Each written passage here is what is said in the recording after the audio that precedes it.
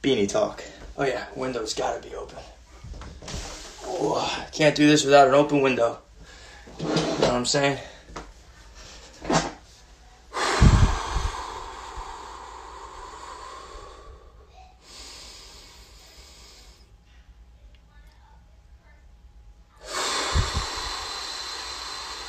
We gotta breathe.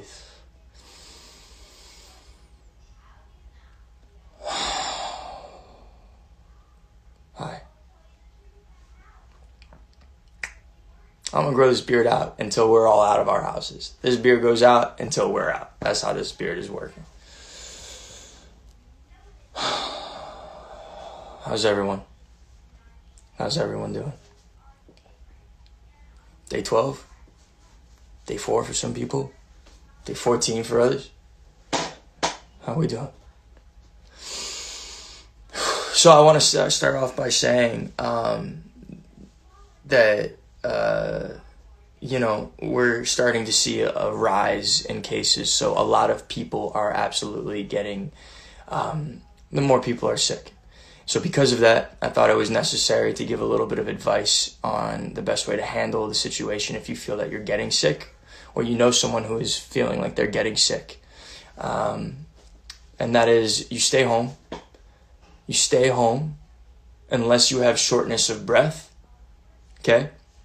If you have shortness of breath, if you start to feel like you're getting sick, if you start to feel like you're getting the flu or cold-like symptoms, you need to stay home for 3 to 4 days first to see if you get over those symptoms, unless you have shortness of breath, in which case you go to the hospital. Well, no, hold on. You don't go to the hospital. If you feel like you're getting symptoms of the cold and the flu, 3 to 4 days at home, see if it passes. If you have shortness of breath, you need to call a physician, you call your doctor. If you don't have a doctor, you call a friend's doctor, okay? If you can't get in touch with a doctor and you have shortness of breath and you feel like your breathing is being affected, then you call 911. And if you listen to what they say, you heed their advice. They say they're going to ask you some questions, but you don't call 911 first. You call a doctor first if you can. And if you can't find a doctor and you have shortness of breath, you call 911 and then you listen to what they say. This is because we need people to not be going to hospitals unless they are dying, unless they for sure are dying, because otherwise you might take up the bed of someone who does need it and they will die. A lot more people are going to be getting sick. So that's why I wanted to talk about this really quick. If you're feeling a little sick, flu, cold, chill. Okay? 80% of the people that contract COVID-19 have mild symptoms and then they get over it. That's what we know right now. So if you're feeling sick, stay at home 3-4 days, let it pass. If you have shortness of breath, call a doctor, call a friend's doctor, talk to a physician. If you can't find one, you gotta go call 911, see what they say. If you can't get in touch with 911, you can't breathe well, that's when you go to the hospital, okay? I also want to say that clearly people are sad. People are bored, people are scared, people feel overwhelmed. Depression and anxiety is absolutely on the rise right now. We're feeling lonely. And I think that this is why we need each other the most right now. Right? So you're feeling this way, you reach out to your friends. Call your friends. They're feeling the same way. We're not alone in this. We feel the same way, right? I know I'm feeling a certain way. Odds are 99% of everyone else is feeling a similar way. So reach out to your friends, reach out to your family, be honest about how you're feeling. Figure out the little things that you can do in your day to get to feel powerful, to feel good about what you're doing. Journaling, reading, cleaning your room, making your bed, calling your friends, communication with people, making fun videos with your friends. Snapchat's dope for that. I just want to say, you got to figure out what anchors you and makes you feel powerful and root into that. This is temporary. This is temporary. Okay? We will overcome this moment.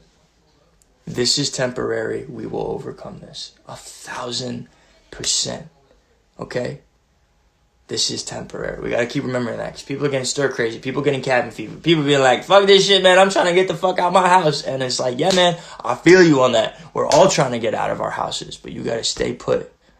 You got to stay put and save lives. All right. So I just want to say that. People are getting sick, so there's a little bit of information on if you're feeling sick or someone you know is feeling sick. And there's going to be more of that. So it's official that this is war.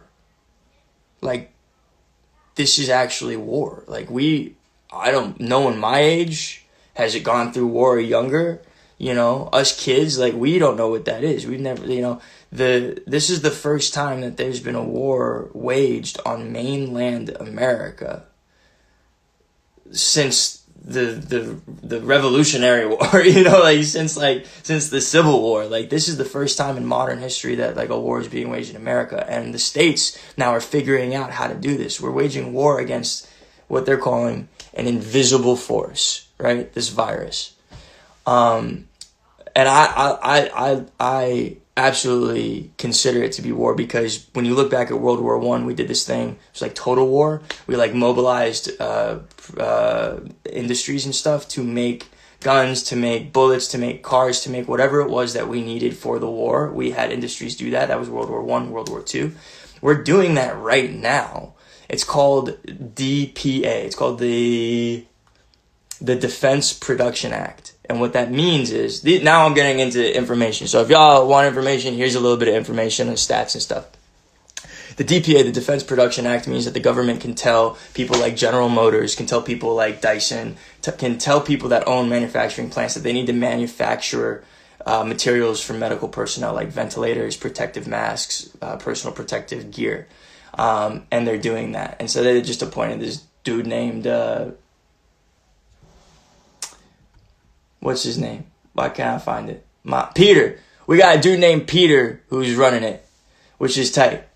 There's a new possible drug that's being tested out right now that they're looking at to be a cure. There are 12 states as of today in a state of emergency. So it's not just Louisiana, New York, or California. You know, like there's 12. There's a full 12 different states in a state of emergency. Apple has a new app. Apple has an app that allows you to screen for the virus. I don't know what it is, but if you look up Apple app, screen COVID-19, you'll be able to find it, and I think it's pretty tight. Go Apple, because that's sick. I don't know if it's effective. I just know that they created an app. There's a new public-private partnership with the Department of Education for remote learning. So essentially, like, you're stuck at home and you still got to learn. The Department of Education is pooling a whole bunch of various online services for education. And if you're interested in checking that out, it's www.ed.gov/coronavirus. That's www.ed.gov/coronavirus. There's direct financial support for students, families, and teachers in the form of grants, which is tight. The federal government is holding student loan interest. There's no interest for 6 months, which essentially means, like, if you owe money on a loan, usually like every month that interest builds and you have to pay a little bit more. They're canceling that, which is like the minimum amount that should be done. They're deferring all payments for 6 months, which is tight. And food delivery straight to students at home for those that qualify. So, you know, there's cool things happening on the educational front. I want to say that as of yesterday, there were 9 deaths. 9 people died yesterday in Los Angeles. And today, 5 people died, which is horrible to have any amount of deaths. But there are less deaths today than there were yesterday, which could be a testament to the fact that we are doing a good job at social distancing, meaning that what we're doing could be working. It does not mean that we need to lessen up. It means we need to do even more. this week matters arguably the most than any other week. And it's not just for Los Angeles, it's for every single state in the United States of America. Specifically, the 12 that are in a state of emergency right now that are being affected.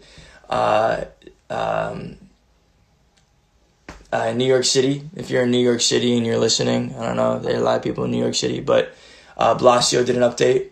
The governor of New York was given thousands of hydroxychloroquine, which is the malaria drug that you hear about all the time. They're giving them thousands, like I think 10,000, 20,000, 30,000, a whole bunch of thousands of like this medication because they think it's going to potentially help people that have COVID-19. We'll see. It hasn't been proven. Elmhurst is a hospital in the New York area, and it's being flooded. But yet there's an incredible influx of personal protective supplies heading there. 64 clinicians, like professional medical people, volunteered to come forward and help Elmhurst, which is incredible. And there are other hospitals as well. 40 ventilators were given yesterday. There is a $500 fine per incident if you don't listen to the social distancing, and the cops are going to tell you to leave. And if you leave and then you go back, they're going to charge your ass $500. I know I don't want to get charged motherfucking $500. That's in New York. I'm sure it's coming to LA. I'm sure it's going everywhere. Just saying, watch out. Don't be stupid. Also in New York City, Charter Spectrum and LTS are not holding back internet anymore. So if you didn't have internet for a little while, they should be turning that back on, which is tight in New York. In California, Governor Newsom ordered a statewide ban on evictions. So we were doing that in LA. LA's been ahead of the curve, but Newsom, the governor of California, now made it statewide that people can't get evicted because of COVID-19, which is tight, and I think is an amazing step. Now for the Los Angeles update. The Naval Hospital, there was a massive ship with 1,000 beds that was sent by the government to the harbor in LA, and it has 1,000 beds, and it arrived today.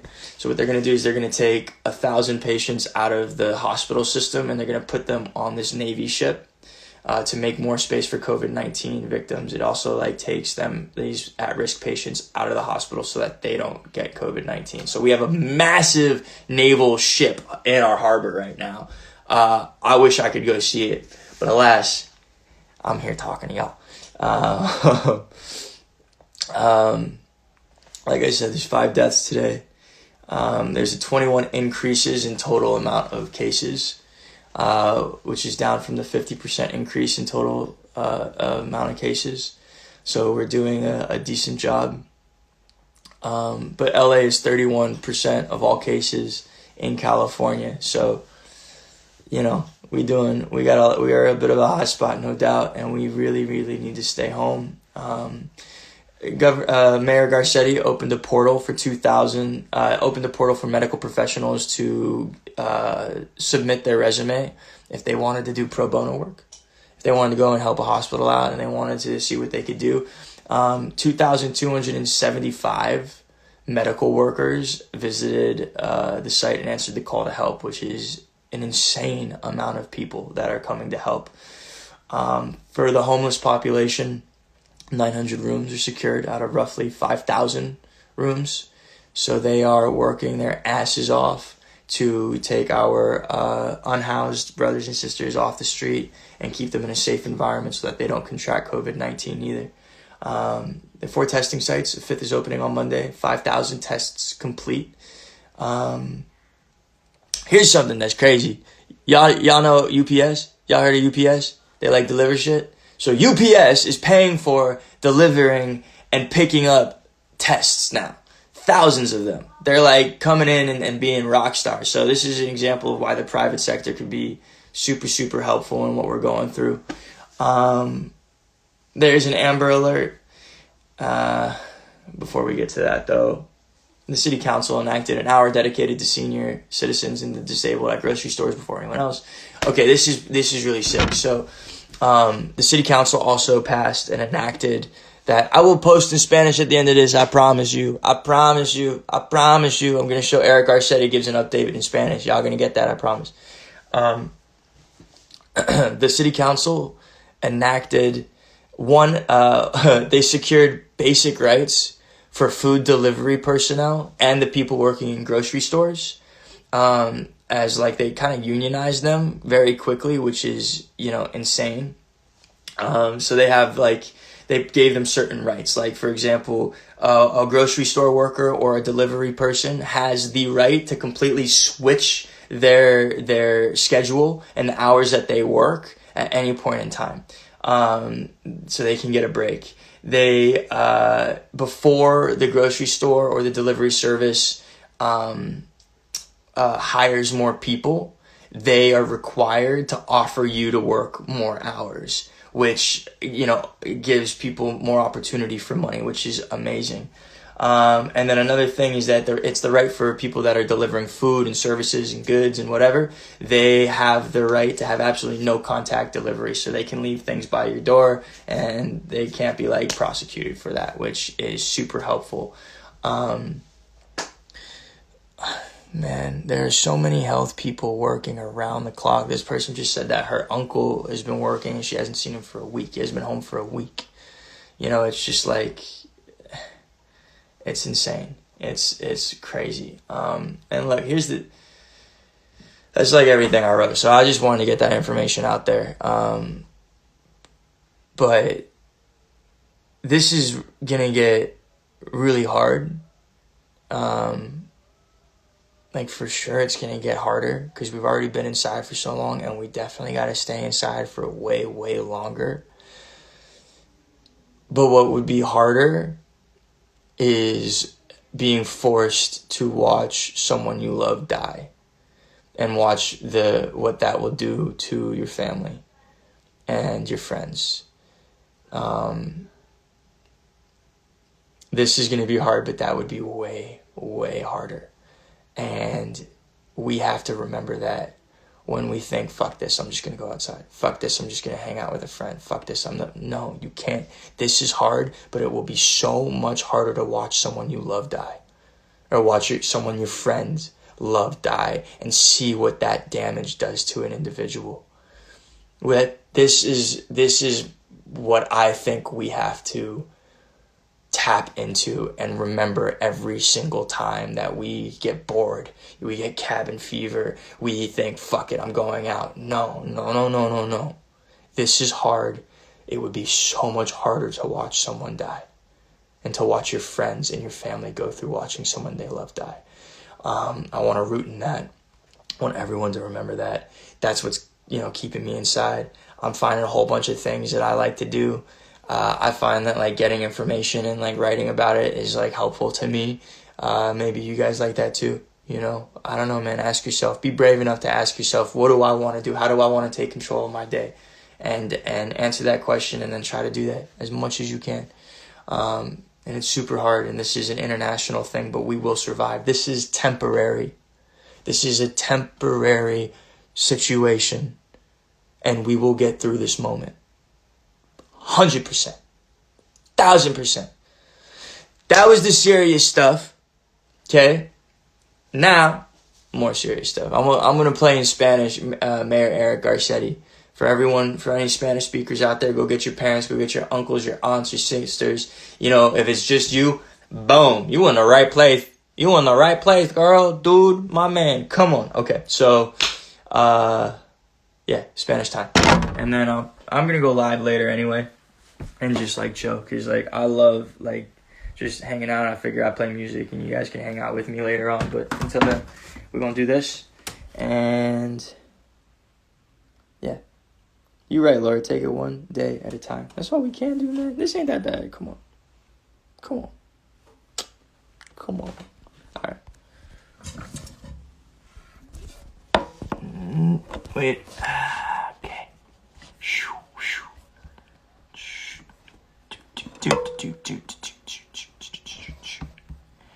All right. Make sure there's nothing that... Here we go.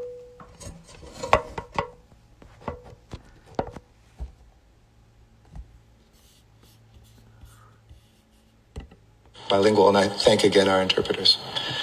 Muy buenas tardes, Los Ángeles, y gracias por venir. Hoy recibimos el mensaje de generosidad y de sacrificio de nuestra Armada Naval, con la llegada del buque hospital USNS Mercy a nuestro puerto. Con este barco ahora tenemos 1,000 camas de hospital que no teníamos ayer y estamos mejor preparados para recibir el flujo de pacientes que entrarán a nuestros hospitales en las próximas semanas. Gracias a la Armada Naval, a nuestro presidente, gobernador y senadores y toda la gente que fueron parte del equipo a traer este barco al puerto de Los Ángeles. En el condado de Los Ángeles tenemos 23,000 camas de hospital y casi 19 millones de personas en nuestra región. Y no están todas las camas vacías. De hecho, ahora nuestras camas están a 90% de capacidad. Solo tenemos 1,500 camas disponibles para uso hoy. Por eso, este barco es un gran recurso para nosotros y para la región. Hoy tuvimos 257 nuevos casos positivos. En total, 1,465. Un aumento de 20% desde ayer. Y 5 más fallecidos. Y a todas las familias de los fallecidos, lo siento mucho por su dolor.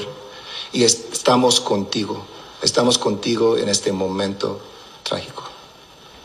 El condado de Los Ángeles ahora tiene 30% de los casos en California. Nuestras cifras están subiendo y hoy la doctora Ferrer nos dijo que espera ver que los casos van a doblar cada 4 días durante las próximas 2 o 3 semanas. Por eso estamos ampliando las pruebas de detección. Desde que lanzamos el programa el lunes, hemos hecho 5,000 pruebas. Esta próxima semana vamos a triplicar este número. Visiten la página coronavirus.lacity.org para determinar si eres elegible para hacer una prueba gratis. Mientras nos preparamos por eso, debemos hacer todo lo posible para aplanar la curva. Esta tarde, a las 6, se mandará una alerta de emergencia, recordándoles que la orden más protegidos en casa sigue en efecto. Tienen que cumplir con esta orden para la seguridad y la salud de todos nosotros. Además, este fin de semana cerramos todos los caminos públicos en el condado de Los Ángeles y cerramos todas las playas y los estacionamientos y todos los puntos de acceso a los muelles y las playas. Y recuerden, si siguen trabajando en una industria esencial, especialmente en construcción, necesitan cumplir con las prácticas de la sana distancia.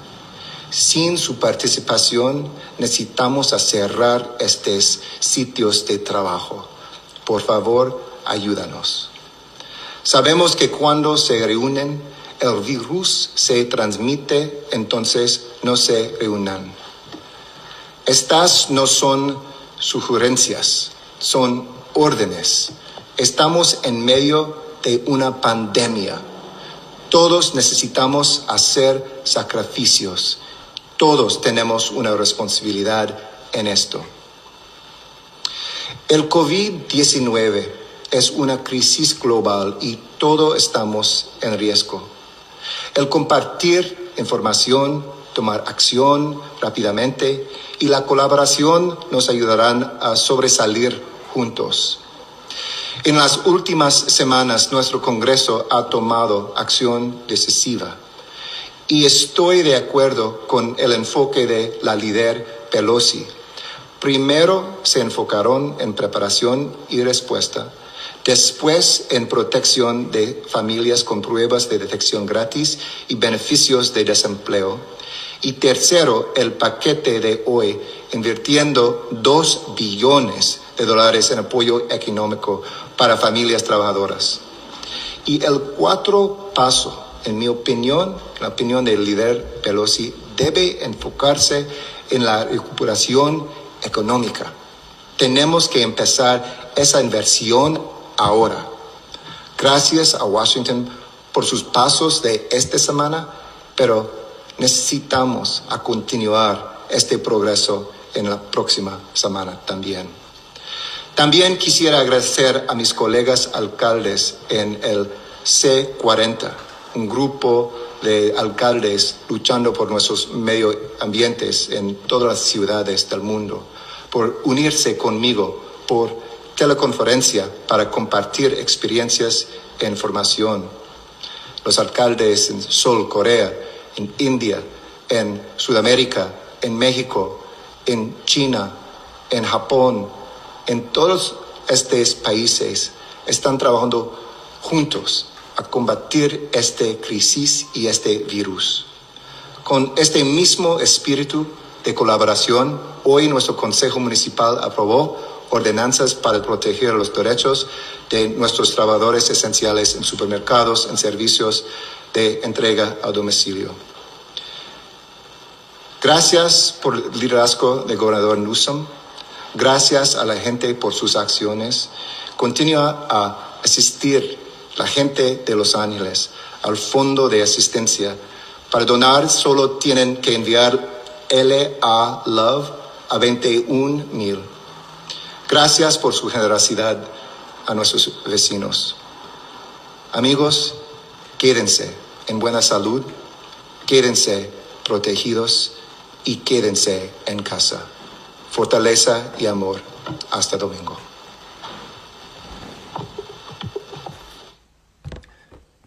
Get it.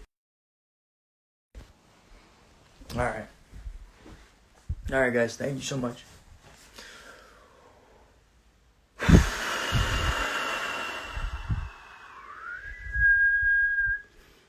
Hasta luego. Buenas noches.